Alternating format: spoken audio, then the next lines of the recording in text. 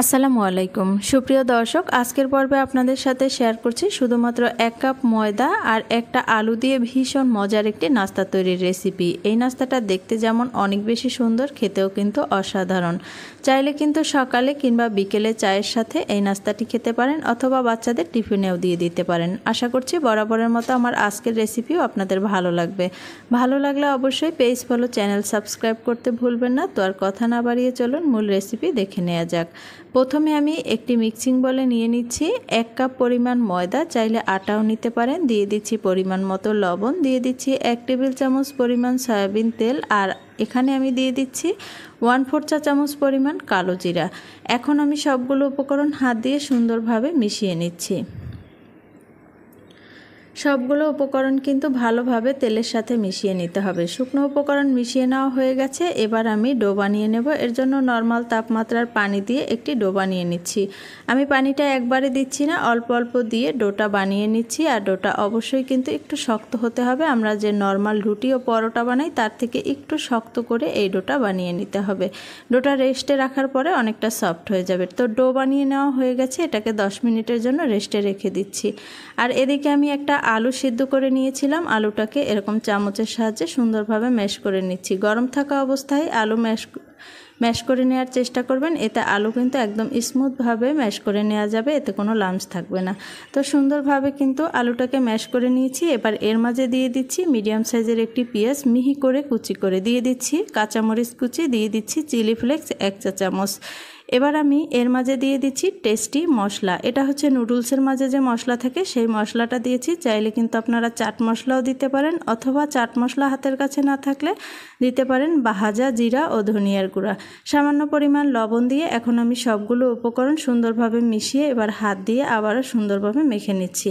সবগুলো সুন্দরভাবে মেখে নেওয়ার পরে এবার এটাকে একটি বাটিতে তুলে নিয়েছি। আর এদিকে আমি যে ডোটাকে রেস্টে রেখেছিলাম, দেখুন এটা সফট হয়ে গেছে। এবার আমি লেচি কেটে নিচ্ছি, ছোট ছোট লেচি কেটে নিচ্ছি। আর আমি একটা ডো দিয়ে 6টা লেচি কেটে নিয়েছি। এখন লেচিগুলোকে এভাবে গোল গোল করে ঘুরিয়ে গোল করে নিচ্ছি, যাতে আমার বেলার সময় সুবিধা হয়। সবগুলো লেচি রেডি করা হয়ে গেছে। এবার একটা লেচি রেখে বাকি লেচিগুলোকে ঢেকে একটা সাইডে রেখে দিচ্ছি, যাতে লেচিগুলো ড্রাই না হয়ে যায়। এখন এই লেচির উপরে সামান্য পরিমাণ ময়দা ছড়িয়ে আমি বড় সাইজের একটি রুটি বেলে নিচ্ছি। মানে এটা যতটা সম্ভব পাতলা করে বেলতে হবে আর গোল করে বেলতে হবে। রুটিটা চেষ্টা করবেন গোল করে বেলার। তো রুটি বেলা হয়ে গেছে, আর এটা কিন্তু আমি অনেকটা পাতলা করে বেলেছি আর অনেকটাই গোল করে বেলেছি। এখন সামান্য পরিমাণ পানি আমি আঙুলে লাগিয়ে তারপরে এই রুটিটাকে এভাবে পরোটার মতো করে ভাঁজ দিয়ে নিচ্ছি। কিন্তু মাঝ বরাবর একটু ফাঁকা জায়গা রাখতে হবে, তাতে কিন্তু এই নাস্তাটা দেখতে অনেক বেশি সুন্দর হবে। তো দেখতেই পাচ্ছেন আমি কিভাবে করে ভাঁজ দিয়ে নিয়েছি।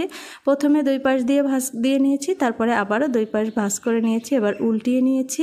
এখন এর মাঝে আমি আলুর পুর দিয়েছি। আলুর পুরটা দিয়ে তারপরে আবারও আমি চারপাশে পানি লাগিয়ে নিচ্ছি। আমি কিন্তু রেডি করে রাখা আলুর পুরটাই দিয়েছি। এবার আমি চারপাশে পানি লাগিয়ে এভাবে কোনাকুনি করে ভাঁজ করে নিচ্ছি। তো দেখতেই পাচ্ছেন আমি কিভাবে রেডি করে নিয়েছি, এটা বলে দেওয়ার কিছুই নেই। তো এটা এভাবে করে লাগিয়ে তারপর আঙুল দিয়ে চেপে চেপে এটার মুখগুলো বন্ধ করে দিচ্ছি, যাতে এই নাস্তাটা ভাজার সময় আলুর পুরটা বেরিয়ে না যায়। তো সবগুলো নাস্তা কিন্তু আমি একইভাবে বানিয়ে নেব। আপনাদের বোঝার সুবিধার্থে আরও একটি নাস্তা আমি বানিয়ে দেখিয়ে দিচ্ছি। আমি একটা রুটি বেলে নিয়েছি। রুটিটা বেশ গোল করে এবং পাতলা করে বেলে তারপরে এটার চারপাশে পানি লাগিয়ে আমি এভাবে পরোটার মতো করে ভাঁজ করে নিয়েছি। পরোটার মতো করে ভাঁজ করে মাঝখানে একটু জায়গা খালি রেখেছি, যাতে এটা দেখতে সুন্দর হয়। তো এখন এখানে আমি রেডি করে রাখা আলুর পুর দিয়ে চারপাশে এভাবে পানি লাগিয়ে নিচ্ছি। পানিটা লাগিয়ে আমি এভাবে করে ভাঁজ করে নিচ্ছি। প্রথমে এরকম কোনাকুনি করে 2 কোনা ভাঁজ করছি, পরে বাকি 2 কোনা এভাবে করে ভাঁজ করে তারপর আমি হাত দিয়ে এভাবে চেপে মুখটা বন্ধ করে দিচ্ছি। তো দেখুন এই নাস্তাটিও বানিয়ে নেওয়া হয়ে গেছে। আর সবগুলো নাস্তা আমি একইভাবে বানিয়ে নিয়েছি। চাইলে কিন্তু এরকম নাস্তা বানিয়ে আপনারা দীর্ঘদিন সংরক্ষণ করতে পারেন ডিপ ফ্রিজের জিপলক ব্যাগ, অথবা আপনারা এয়ারটাইট বক্সে ভরে আপনারা ডিপ ফ্রিজে রেখে দিতে পারেন। এবার নাস্তাগুলো ভেজে নিচ্ছি পর্যাপ্ত পরিমাণ তেল দিয়ে। তেলটাকে আমি মিডিয়াম আঁচে গরম করে এখন একে একে সবগুলো নাস্তা দিয়ে এগুলোকে ভেজে নিচ্ছি। তো আমি সবগুলো নাস্তা দিয়েছি আর চুলার আঁচ মিডিয়াম লোয়ে রেখে তারপর এগুলোকে ভেজে নিচ্ছি। আর উল্টিয়ে পাল্টিয়ে ভেজে নিতে হবে।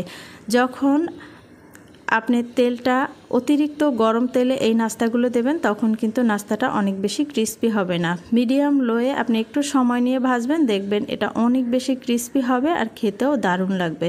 তো উল্টিয়ে পাল্টিয়ে ভাজতে ভাজতে একটা পর্যায়ে দেখুন এরকম সুন্দর কালার চলে এসেছে। এই পর্যায়ে আমি তেল থেকে নাস্তাগুলো তুলে নিচ্ছি। খুব সহজভাবেই দেখতেই পাচ্ছেন নাস্তাটা বানিয়ে নেওয়া যায়। চাইলে কিন্তু ঝটপট বিকেলে চায়ের সাথে এই নাস্তাটি বানিয়ে নিতে পারেন একদম অল্প খরচে। তো সবগুলো নাস্তা ভেজে নেওয়া হয়ে গেছে, তেল থেকে তুলে আমি আপনাদের পরিবেশন করে দেখিয়ে দিচ্ছি। আর দেখুন মাশাআল্লাহ নাস্তাটা দেখতে কতটা সুন্দর হয়েছে, উপরটা হয়েছে অনেক বেশি ক্রিস্পি আর ভেতরে তো আলুর পুরে ভরা। আশা করছি আজকের রেসিপিও আপনাদের ভালো লেগেছে। তো আর কথা না বাড়িয়ে চলুন আপনাদের একটা নাস্তা ভেঙে দেখিয়ে দিচ্ছি এটা কতটা ক্রিস্পি হয়েছে আর একদম ভিতরে আলুর পুরে ভরা, খেতেও হয়েছে দারুণ। ভিডিও ভালো লাগলে অবশ্যই কিন্তু লাইক কমেন্ট করতে ভুলবেন না।